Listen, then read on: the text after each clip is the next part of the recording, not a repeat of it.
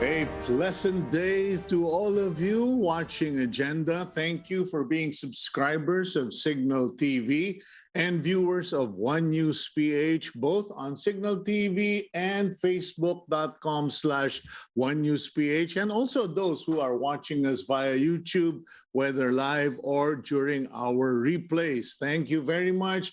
And today is April 6, 2022. It's a Wednesday.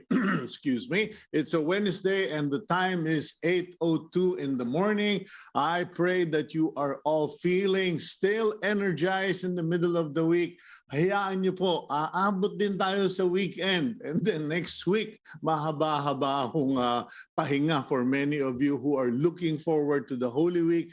But I do hope next week will be a week of reflection for many of us. Anyway, today we will have two guests as always, and our first guest is a regular of the program, none other than Undersecretary Epimaco III of the Department of Interior Local Government, because there's so many things that's happening and about to happen that will put the DILG in the middle of things. Una dyan, ito pong proposal that many of us have been pushing for the redefinition of fully vaccinated.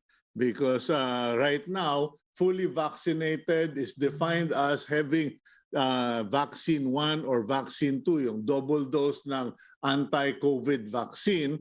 But now there are push or efforts to make it include the third booster. Kumbaga, hindi na pwede yung 2 vaccines lang, kailangan na booster shot na kayo. And then there is the issue of so many policemen. Hindi naman po pagkadami-dami, but concern, there is a lot of concern that a number of policemen, particularly in groups, o ika nga in band, have been accused of robbery, hold up, etc., of a policeman who was head of the anti-drug enforcement or drug enforcement group in his area, spending 500,000 pesos in isabong, etc., etc. So we will discuss that with Epi Densing. Now, after that, we will be featuring someone who will talk to us about alopecia. Kung hindi po nyo alam yung alopecia, yun yung dahilan kung bakit sinapak ni Will Smith si Chris Rock. Yung yung nangyari doon sa Oscar Awards na sampalan, okay?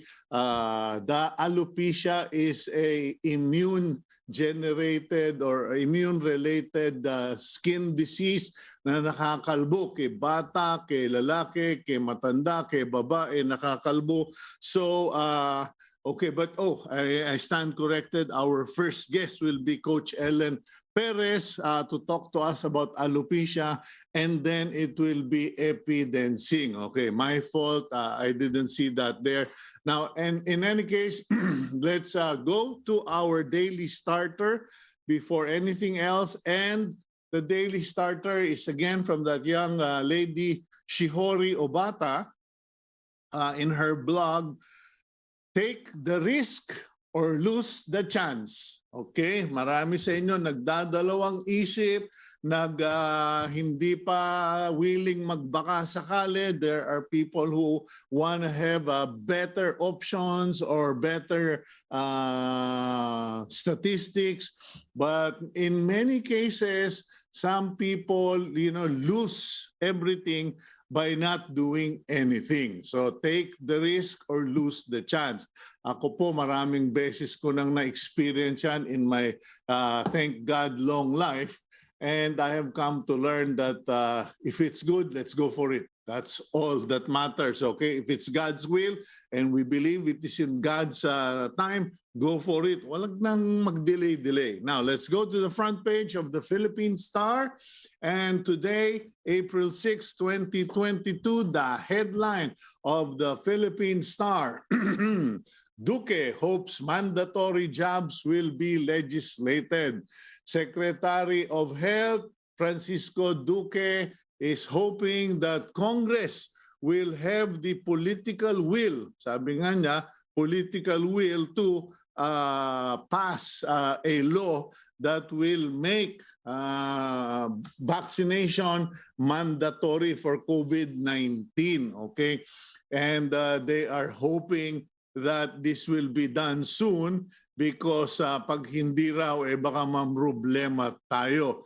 Okay, at the same time, Duque floated the idea of requiring booster shots to take public transportation. Kumbaga yung No Vax, No Ride Part 2. Okay, ito yung sequel. Yung sequel ng No Vax, No Ride Episode 2, that if you do not have the booster shot, you do not get to ride, you will be denied entry in public places or business establishments. Marami naman pong sumusuporta niyan kasi ang problema baka magkawindang-windang tayo pag biglang dumami na naman ang may sakit. It's not as so much a problem of contamination because many of us are already vaccinated, but if the cases go up again because your vaccination has not been boosted and then magka-lockdown, we all pay the price. Okay, no mandatory jobs for learners according to the Department of Education.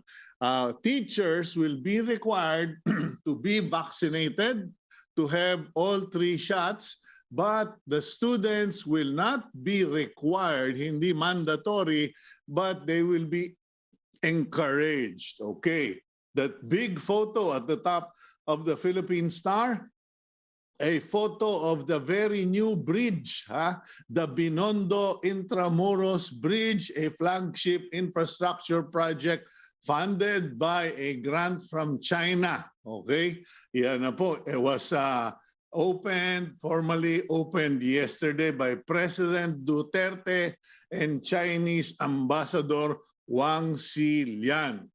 Okay, yan po. And then below that, you have other NCR wage hike petitions pending. Okay, kahapon po kasi sabi ng TUCP, give up sila because the Regional Wage Board declined their petition for wage increases. However, the DOLE said, huwag kayong mabahala. Meron pang pag-asa because there are 3 more petitions that the DOLE consolidated and will act on very soon.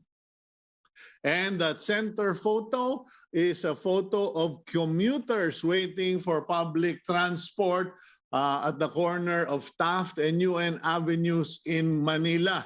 Iyan po, kasi inulan po tayo kahapon and it seems that the Pag-asa is forecasting that there will be rain in the next 2 days.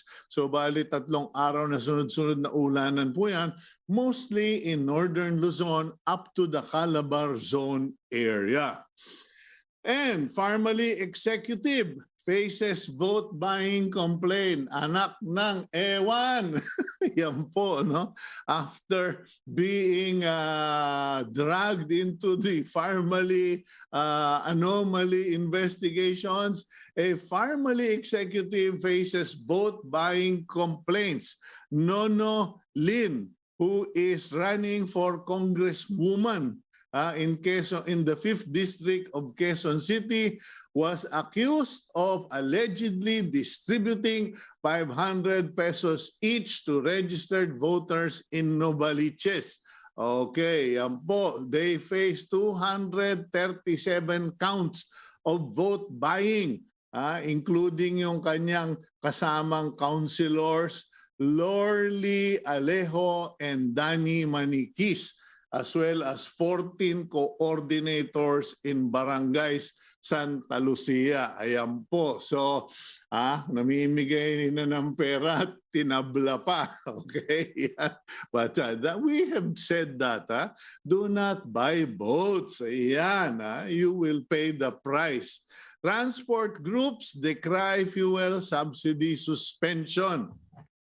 Transport groups are appealing to the COMELEC to issue an exemption to the LTFRB so that the LTFRB can continue giving fuel subsidy or support to transport groups, because under the present election laws, it is not allowed, okay? Government agencies, offices are not allowed to spend on such activities. Medyo yan na po, pag-aaralan pa yan. But by the time it's addressed, I have a funny feeling the elections will be over. Anyway, inflation jumps to 4% in March. Okay, tumaas daw by 4% yung inflation o yung pagtaas ng bilihin last month. Ang tanong, anong mangyayari in April? Okay, meanwhile, that photo of cabinet members, okay, during the Philippine Economic Briefing, okay, that was held at the Philippine International Convention Center in Pasay City yesterday. Okay, curious to know what kind of briefing happened, because everybody has been saying that the economy is shut. Okay. Last but not the least, Department of Health warns versus kissing religious statues. Huwag na po kayong humahalik o hihipuin yung estatwa pagkatapos idadampin nyo sa labi nyo, because it is the fastest way of getting communicable diseases or skin diseases, okay? So, lalo na po yung mga mahilig na may mananampalataya dyan sa Quiapo. Naku, ang dami pong gumagawa niyan. Mag-iingat po tayo. Palagay ko, wala naman sa plano ni Lord na humalik-halik kayo sa mga statwa at saka i-risk nyo yung infection. Okay, now let's go to our interview here on agenda. And like I said, our first interview will be about the skin disease, the autoimmune related disease that led Will Smith to make sampal-sampal the face of Chris Rock. Now, marami sa inyo, many of you were shocked. Many of you were appalled that Will Smith would do that during the Oscars. But I ask you to please pay attention to our next interview, because you need to be a parent, a partner, a family member to understand, at least kumbaga magets nyo why a guy like Will Smith would lose it in front of millions of people watching and a big audience of celebrities and peers, would lose it, step up to the stage and slap his colleague. Meron pong pinaghuhugutan, sabi nga ninyo. Okay, let's bring in the Vice President of Alopecia Philippines. Okay, it is a non-government organization that promotes alopecia awareness nationwide and features incredible journey of their members that have overcome hair loss. Now, this is not a simple matter of hair loss. Let's bring in Coach Ellen Perez. She is a lifestyle lifestyle coach ba tawag doon? Coach Ellen Perez, are you there with us? Good morning, Coach. Hi, Cito. Good morning. Yes, I'm here. Thank you so much for inviting me. I need to qualify kasi alam mo, a lot of people kind of simplify things and they say hair loss problem.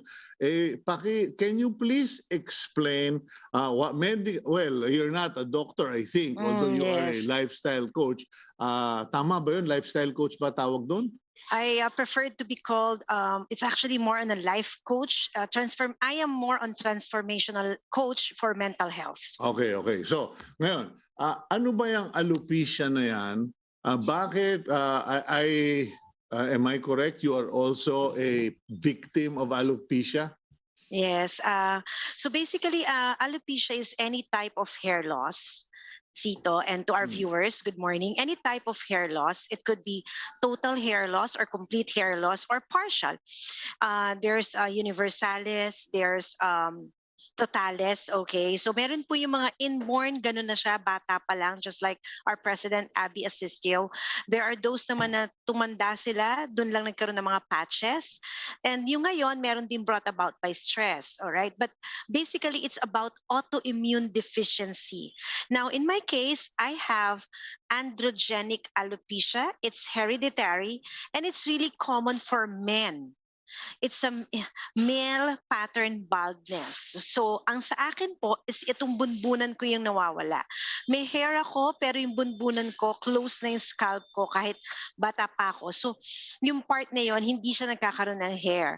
And then, meron din akong konting, yun, hindi ako masyadong maraming hair. So the parts that we have to have hair, like let's say lashes, yung dito sa skin, so gayon.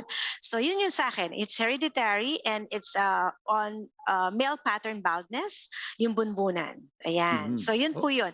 So it's a hair loss, either complete or partial. Okay, now you said that you had this condition from childhood. Some people are born with this condition. The person I know personally developed it as he got older. Nung bata siya, makapalambok na, okay siya, guwaping na bata. And then suddenly, out of nowhere, his hair just started falling. And sadly, even the family was affected by this. Could you share the journey of alopecia patients in general? All right. So basically, it's a condition, no? Kagaya nga ng sabi mo kanina, I wanted to look at it as something that's a winning. Typically, I call it as winning alopecia. And if you're not, I want those with alopecia to assure themselves na hindi sila victim lang, but they are victorious over alopecia. So basically, Cito, karamihan, like for my case, as I was growing, my dad is very supportive in terms of, getting different kind of natural medication. Ang tawag sa akin nung bata pa ako, talaga manipis lang yung buhok. Pero nung lumalaki na ako, nagdadalaga na ako, madalas ako natutokso na, may tipos ka ba? Yung sakit na ganun kagad. May tipos, yung ganun, may sakit ka ba or something. Kasi, yun nga, as I have my hair will grow here, pero yung sa bunbunan, wala. Mm-hmm. And every quarter, we meet up every 3 months, nung wala pang pandemya, kami ng mga alopecia members ay nag-meet up as a support group. We talk to each other, and yun nga, we try to get to understand what's their experiences, ano po yung pinagdadaanan nila, and especially the family.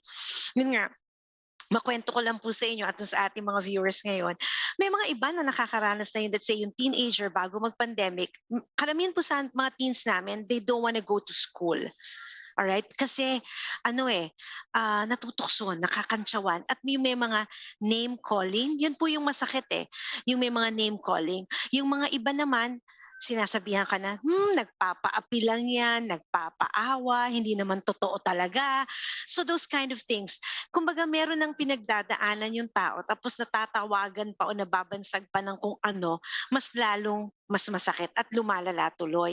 And then you're not aware, the family is also mentally and emotionally not yet prepared. So pwede siyang may magawang hindi angkop sa society.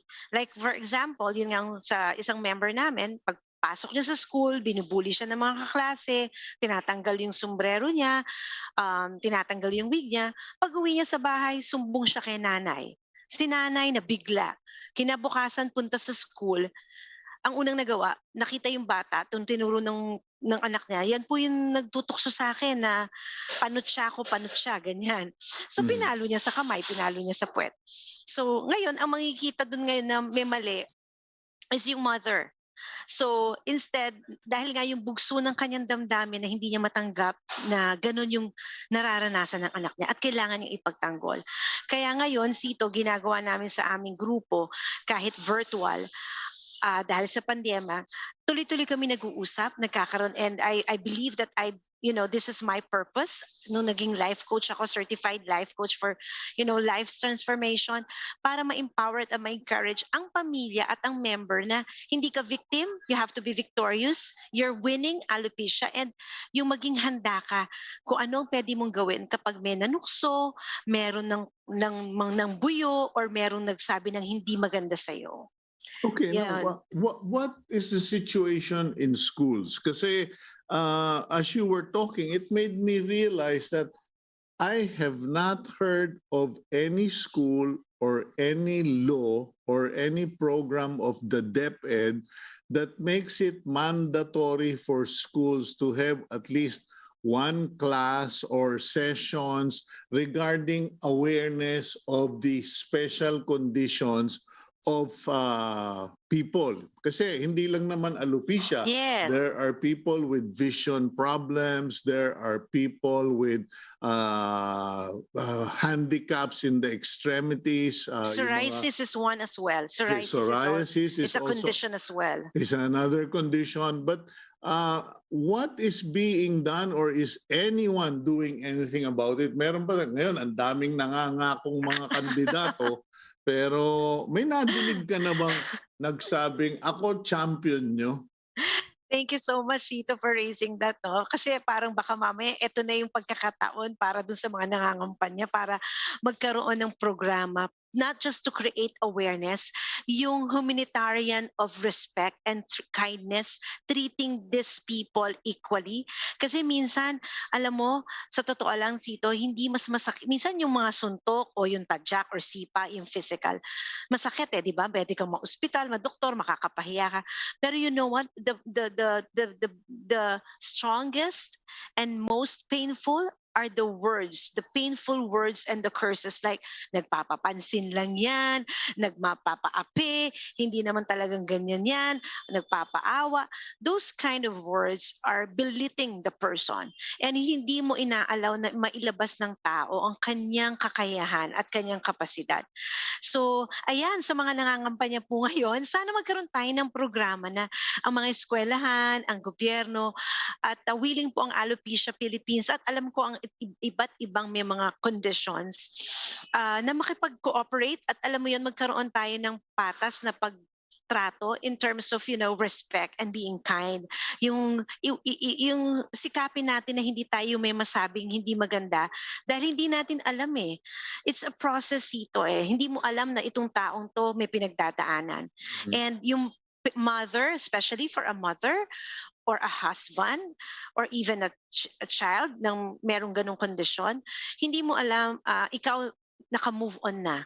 Parang sa relasyon, yung isa naka-move on na, yung isa hindi pa. So we have to respect kung paano siya mag-move on at gaano niya matatanggap at paano niya to tatanggapin. It's a process, and so kailangan talaga na naaalalayan. Kaya kami po na mga meron na ganitong condition, marami po sa amin gumagaling. Kasi kagaya ko, right now I'm being treated, I have a sponsor who's treating me, and nagkakaroon siya ng parang yung existing hair ko kumakapal or tumataba. It's a natural method. Pero yung walang parts ng hair, hindi siya talaga kasi close na yung scalp ko. But then again, there are those na I have some members or brothers and sisters with alopecia na with the treatment, biglang okay. And then you'll never know, after 2 months, 3 months, bigla na naman mawawala yung hair niya. Kasi it's an autoimmune deficiency sa talaga. So, hindi na siya talaga makokorek at hindi na siya magagamot. It's part of our life.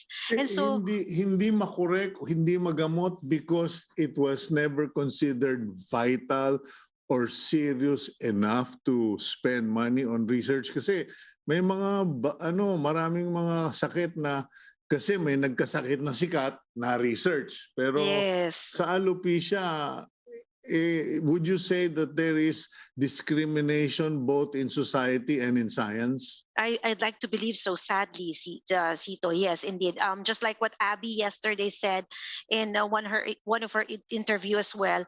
Yun nga, latest in medical and science, it's still being researched on how really it's going to be cured. But if you go to a hair dermatologist, they will really tell you there's no cure. And ako nga, ang papa ko noon, mula bata hanggang pagtanda ko, kung ano-ano na yung mga binibigay niya rin sa akin at pinaiinom. And nag-worst lang yun din sa akin, it's because no, I got pregnant, I gave birth, and then yun, medyo I had also some kind of challenges in terms of people joking around with me because I also host events, and so there are some people also like telling me na nagpapaapi lang, yung mga ganon. So critics that are negative and that's not helping you out, that cripples you. And so yun Okay. nga po, ang kampanya natin wag nating gawin yon.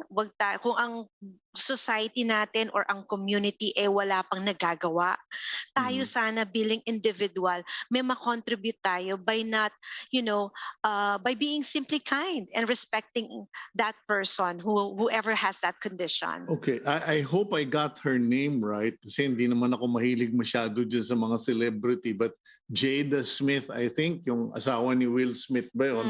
She said something right after that slapping incident in the last Oscars where she said, or reportedly said, it's nice that people now are aware of alopecia, but it could have been in a better circumstance. Kumbaga, kung hindi pa sinampal ni Will Smith si Chris Rock, hindi mapapag-usapan itong alopecia. Now, could you tell us the journey of family members? Because I know of one patient, yung tatay niya, very close family friend, and talagang it broke him. It broke him for a while, and he didn't know whether God was punishing him or, was this a test of faith, etc. But when I saw that happen to Will Smith, I kind of felt like, that must have been the last straw. Kumbaga, matagal ko nang tinitiis yung wala akong magawa for my wife, pero etong paglalaruan mo pa yung condition ng wife ko sa Oscars, I could understand Will Smith going up there and slapping the guy. I mean, I don't sanction violence, but humans being humans, you kind of look. Ano yung mga nagiging experience ng mga family members of your group? Meron iba-iba, no? So maganda yung tanong niyo pong yan, magandang maibahagi natin sa mga viewers. Merong iba na sadly ang family hindi accepted, in denial. Hindi mo rin sila masisisi. May ibang members kami na ang family na mismo ang bibigay ng challenge sa kanila kasi parang hindi tinatanggap. Okay, hindi rin sila, parang sila sa family mismo nang sisimula yung pag-reject and pag-deny sa kanila. May iba naman na tanggap pero hirap na hirap sila. We have here a member na breadwinner siya and nakailang lipat-lipat na siya ng work. Sito kasi pleasing personality. So, ang kanyang alopecia condition is impartial. Yung parang meron siyang part dito na may buhok, meron ditong wala. And yung ordeal din na nagwiwig ka, nagtuturban ka, and all of those, ang hirap. Tapos yung hindi ka matatanggap sa trabaho dahil hindi ka pleasing personality. Lalo't sa babae kasi it's the crowning glory. So parang ang dating kagad, pag walang buhok, parang hindi na matatanggap sa trabaho, sa work. So, and totoo to ha, at nakapaglipat-lipat siya ng ilang work bago siya talaga until hindi na siya talaga, parang ang tinanggap niya na lang gano'n, nag-family, meeting at pinag-usapan na sige, maglalaan ng bawat membro na lang ng business, tindahan, tindahan, ganun, store or pagkainan ng tindahan ng mga, kunyari, ulam. Kasi yung pag-expose ka, at nagpumapasok ka ng regular sa opisina, ganon, hindi ka sa interview process or what, nade-decline o nare-reject because nga of your not pleasing personality. Kung hindi mo magawang pantay ang kilay mo, maaari yung isa may kilay ka, maaaring wala. So ganon.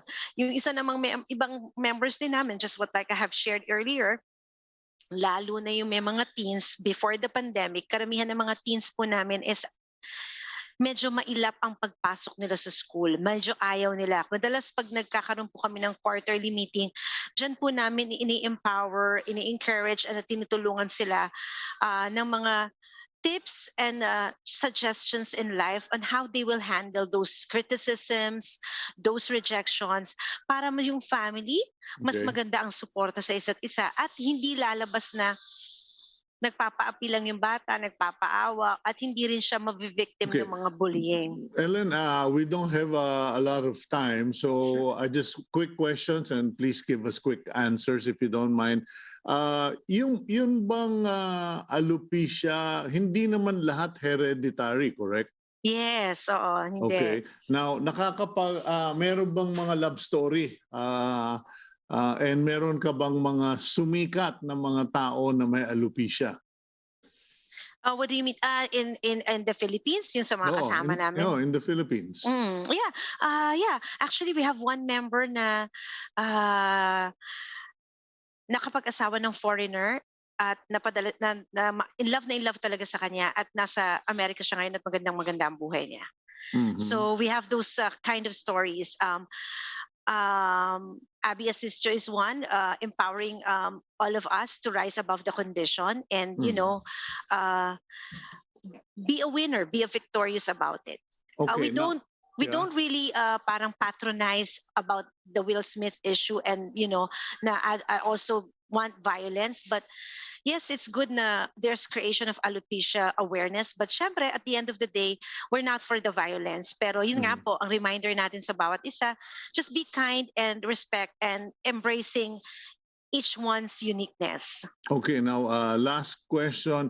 Where can people go, or who do people talk to if A, they are the patient, and B, if they are the family member? Kasi I think that's what happened with Will Smith. Parang hindi niya na-unload sa tamang tao, wala siyang kinakausap or kinikimkim niya, pagkatapos bigla na lang siyang pumutok. Yes, tama, Cito. So maraming salamat po sa pagkakataong ito para pagkaroon pa tayo ng mas malawakang alopecia awareness sa ating bansa at sa programa ninyo po. So yeah, we have Facebook page Alopecia Philippines, and we have also a Facebook group Alopecia Philippines, and they can also reach out to me, especially if they have some mental health challenges. As a certified international life coach, I help people find their strength from their desperation to become an inspiration. My Facebook page is Coach Ellen Perez. Ayan, Coach Ellen Perez. Pwede rin po kayong mag-email sa akin, coachellenperez@yahoo.com.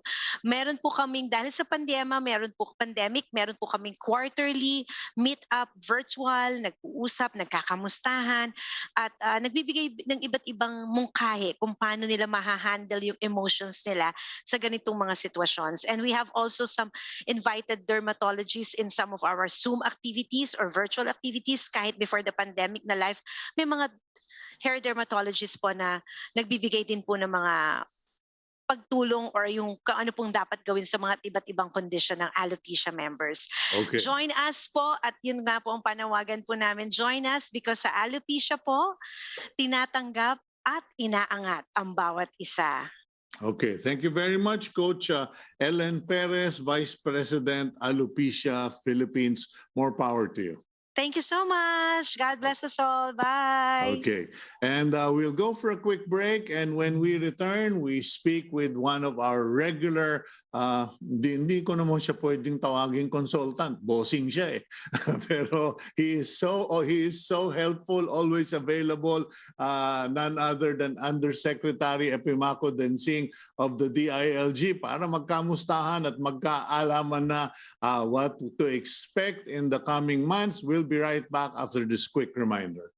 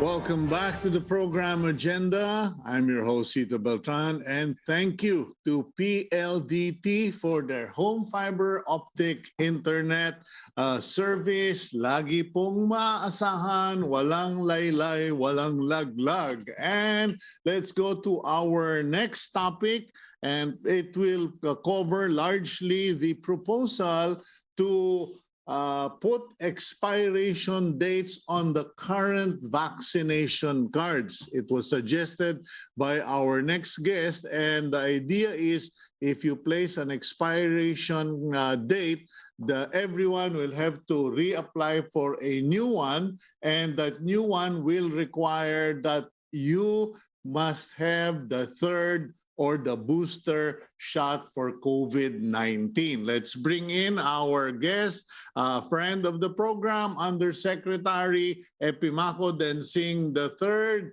Yusek, good morning. Hi, Cito. Good morning. It's nice to be back. Can you hear me?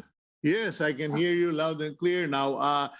You are being quoted or being pointed to as the one who suggested lagyan ng expiry or expiration date yung mga vaccination cards para maumpisahan yung redefinition of fully vaccinated. What's the story, Yusek?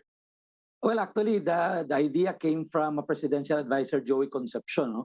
Mm-hmm. But what we're saying is that before we even go to that, having expiration dates of your vaccine cards, first we have to redefine the fully vaccinated definition. Because right now, when we say fully vaccinated, it means that you have done your two primary doses or one dose in the case of Janssen. And second, to redefine fully vaccinated, we must get a clear direction from our health experts that the vaccines will only have a 6-month efficacy. Kasi pag sinabi natin 6 months lang, ibig sabihin after 6 months, either wala na siyang epekto, kaya kailangan dagdagan. So what we have been talking about in the technical working groups at the IATF is really to redefine fully vaccinated to include a third dose. Mm-hmm. In other words, hindi ka na fully vaccinated kung 2 primary doses lang. Then we can look at the possibility of having expiration dates for the vax card. Okay, now, so mangyayari, kailangan magre-reapply lahat ng tao.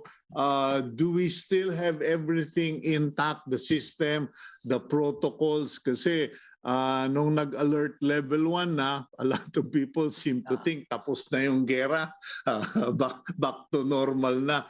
Pag biglang nag-decide ba ang government, okay, let's redefine it to mean 3 shots and all cards expired, how quickly can we get this rolling? Well, there will be a behavior shift, no? Kasi right now at alert level 1, everybody gets to move around, everybody gets to enter into the 3 Cs, crowded areas, closed contact activities, closed doors. So if we redefine fully vaccinated to have 3 doses, then magkakahigpitan yan, Cito. Kailangan pag pinakita mo yung vax card mo, pag hindi ka 3 doses, hindi ka papapasukin. So there will be a behavior shift and people will have to get their 3rd dose.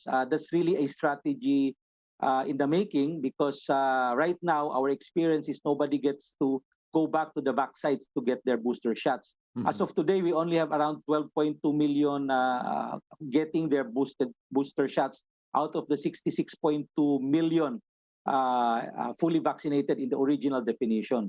So we're still far away even from the 90 million target of fully vaccinated. Then we're looking at a full booster shot.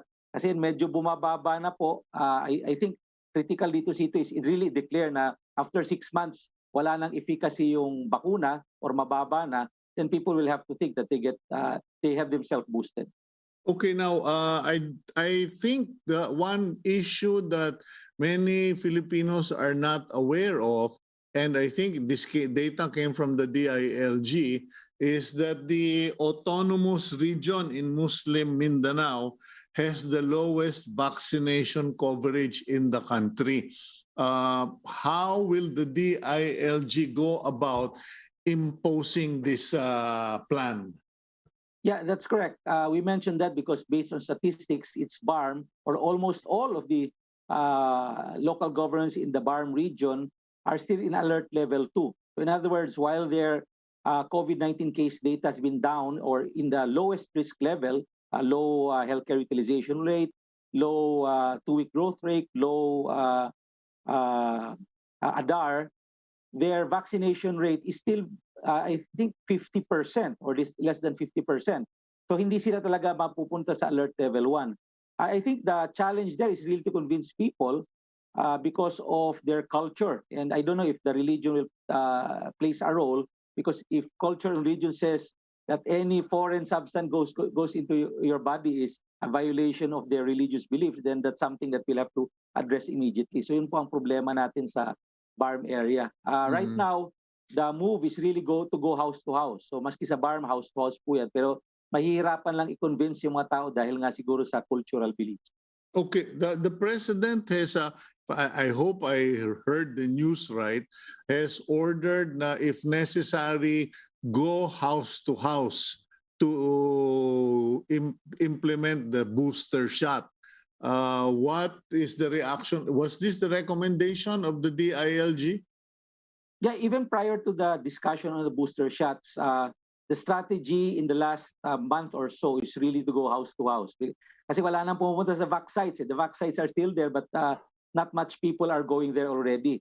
So the strategy is to go house to house. And right now, ang mangyayari pa nito, because of the president's directive, we will have to go house to house on the boosters itself. So pag pumunta kami sa bahay at nakita po nating bakunado na sila, fully vaccinated, we'll have to encourage them to have themselves boosted of the vaccine, COVID-19 vaccine. So ito na po ang ginagawa natin. Medyo mabigat lang because sa kasabayan ng eleksyon, campaigning, so hopefully hindi ma-distract yung tao that they still need to get additional vaccine shot.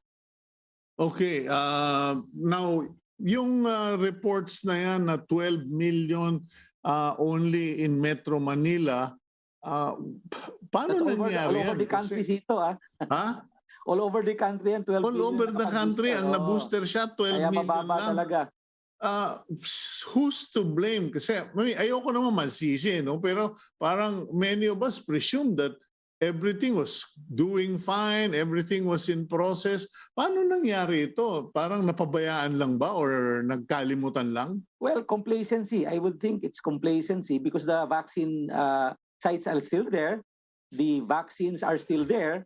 But people became complacent when we went down to alert level 1. Remember, the whole country can be put under alert level 1. Kaya lang may alert level 2 kasi hindi pa nga nila na-meet yung 70% target vaccination of the population per local government unit. Pero in terms of case data, pwede na tayo mag-alert level 1 sa buong bansa if we want to. But again, kahit even if we're encouraging them to get vaccinated to hit the 70% para lang mag-alert level 1, hindi pa rin lumalabas na yung tao. I mean, complacency, behavior. I hope and we pray that kaya tayo hindi pwede mag-alert level 0 dahil yung mga adjacent countries natin, mga kapitbahay natin are still experiencing a surge. Hindi tayo pwede mag-alert level 0 at that point kasi baka makapasok. So kung wala na yung wala na yung efficacy ng bakuna sa ating katawan, nakapasok itong mga panibagong variants from the other countries, then we will have trouble later on. Meron bang internal deadline na sinet either the president or within the national government? Is there an internal deadline set on when we should accomplish all of this? Well, for the booster shots, it should be before June 30. Kailangan I think the target would be 50% of those who have been fully vaccinated should be getting their booster shots. So actually, timing to today, tomorrow, we will be discussing this with the National Vaccination Operation Center, where I sit as vice chair. So we'll have to set the deadline, and we'll have to do better strategies right now on how to market, quote unquote, market advertising this so that people will go to the vaccination sites to get themselves boosted with the vaccine. Okay, now, if you would allow me, I'd like to shift now to something that is always on my mind, yung kapulisan natin, the state of our police, of the PNP. And while the PNP has done well in fighting crime, busting drug dealers, etc., we cannot help but notice the fact na may mga robbery in band, may mga nanggastos ng drug intelligence fund at inubos sa sabong, etc. What's going on here, Yusek Densing? Kasi parang linggo-linggo merong nagiging problema. Well, I would think these are exceptions to the rule, no? Generally, our Philippine National Police personnel are still at the height of addressing concerns of public order and safety. And I would think the internal cleansing is still ongoing, no, since 4 or 5 years ago. But talaga hindi natin maiiwasan na meron talagang iilan dyan na medyo sira ang tuktok na mga kapulisan. And we've identified some of them. Yung iba tinanggal na sa serbisyo, yung iba kinasuhan. Lumalabas pa rin ito because meron pa rin tayong mga kapulisan na talagang hindi pa nila they have not given up their vices, no?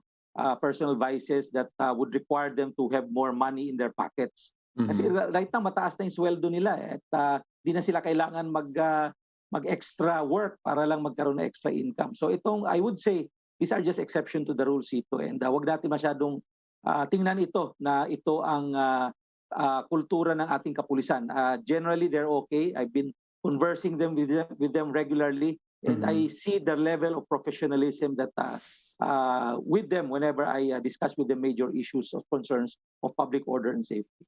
Okay, but what actions are being taken aside from the internal cleansing? Kasi parang baka naman kulang sa paalala or refresher courses because I do realize that unlike private sector, in the private sector, we always have this, annual, quarterly, mga refresher course on ethics, on professionalism, etc. Sa PNP ba with the DILG, do we have this thing or are our police so busy and overburdened na napapabayaan na rin natin sila regarding this?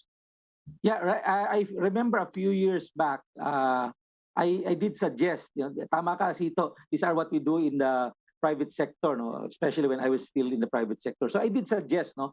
In fact, pati yung tokhang nga because the word tokhang had a very bad meaning, I even suggested to change the word tokhang para maiba lang, no? Maiba lang yung pananaw ng tao sa double barrel anti-illegal drugs campaign ng gobyerno. So we really have to put in these kinds of ideas, and I subscribe that there should be regular refresher course to all Philippine National Police personnel yearly para lang makapagpahinga, pangalawa magkaroon ng panibagong pananaw, pangatlo magkaroon ng panibagong kaalaman. So these are things that has to be regularly done in the Philippine National Police, and I hope that this can be put into place before June 30. And I think the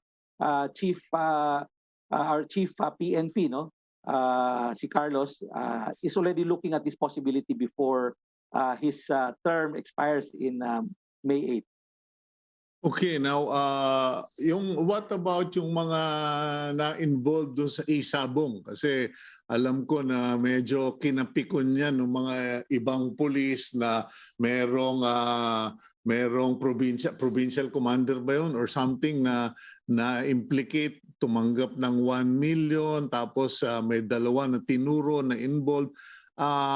Anong mangyayari dun sa tatlong yun? Because people are saying dapat pigain para malaman kung nasa na yung natitirang missing. Actually, totoo, pinipiga na ngayon. They will be relieved, they will be charged in court.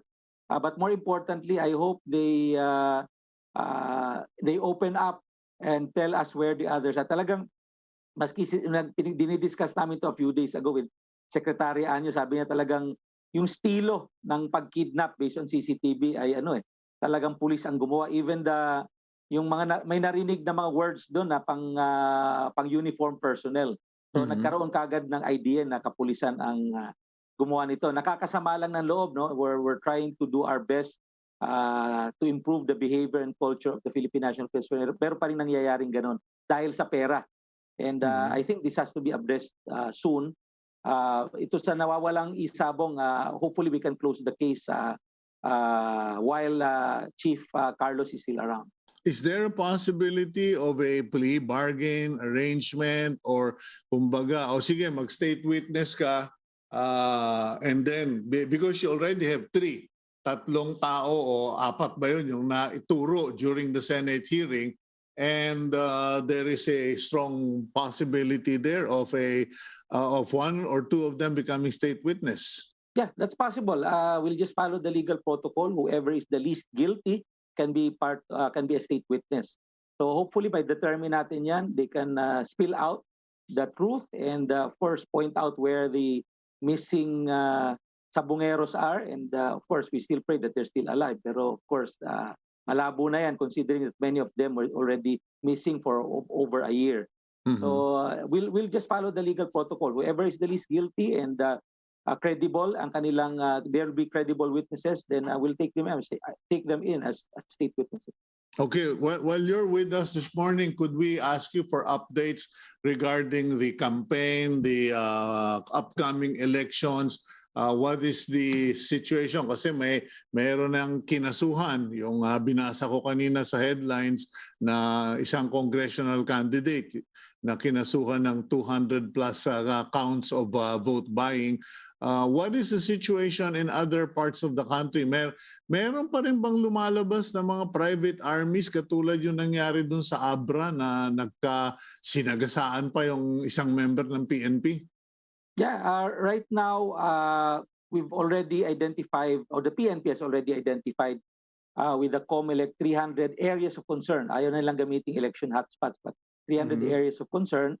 Vine-verify lang ito ng COMELEC before they will be before the LGUs will be released in public, and 114 of these are red tag, no? Ibig sabihin ito yung mga highest concerns na LGUs. So kailangan mailabas na, but officially kahit wala pa yung COMELEC declaration of these areas of concern, tinututukan natin itong PNP. I would think that Abra is one of the provinces of areas of concern. We've already investigated the Pilar incident, that's Pilar Abra, and I do think nakuha na yung mga tao na sumagasa, nagkaroon ng barila, may namatay na isa na bodyguard. Fina-finalize na lang siguro yung report and it will be officially out. But I would think hindi naman sila naging wala namang dito sa Pilar, walang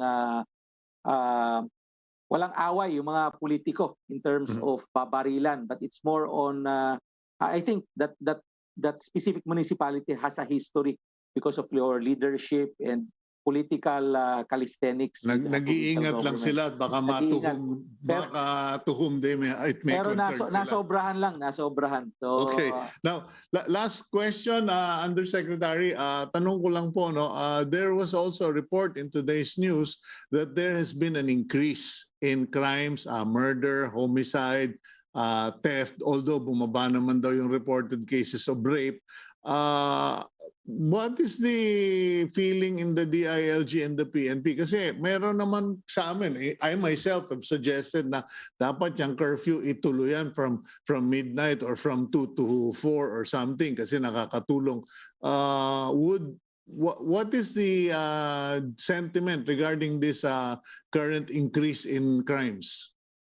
Well, to me, that's something expected to happen because we are coming from an economic doldrum for 2 years. And many of our fellow Filipinos have lost their jobs and income.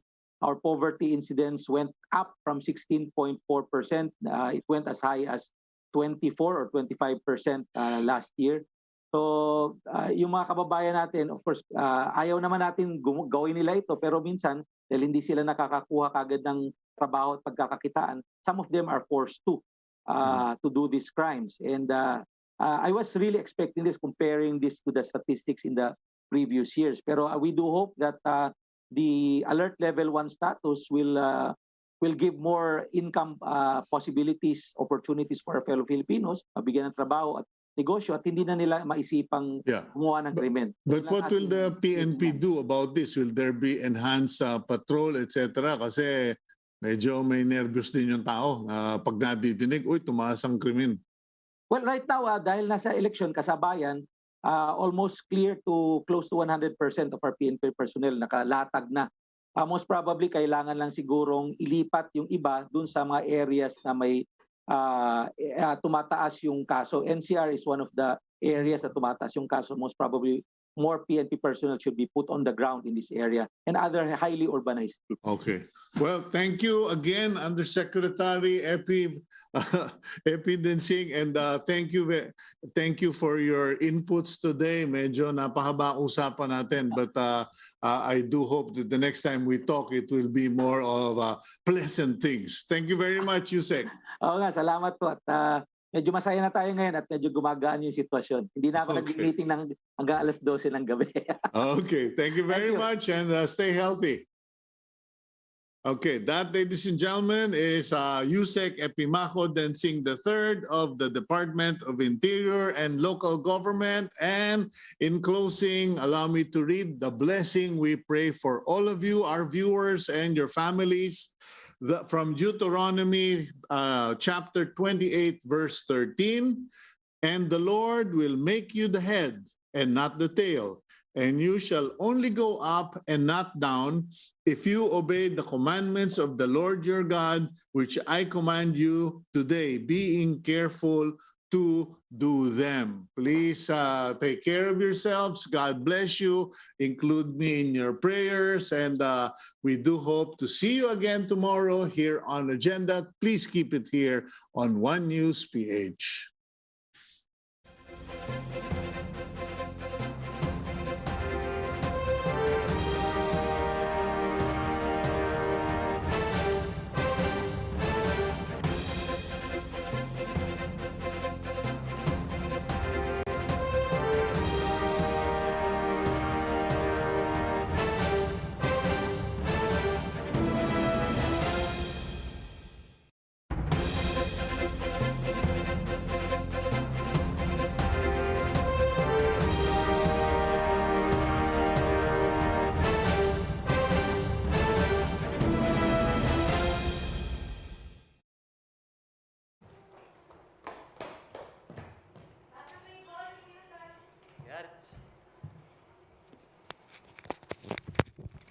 Check.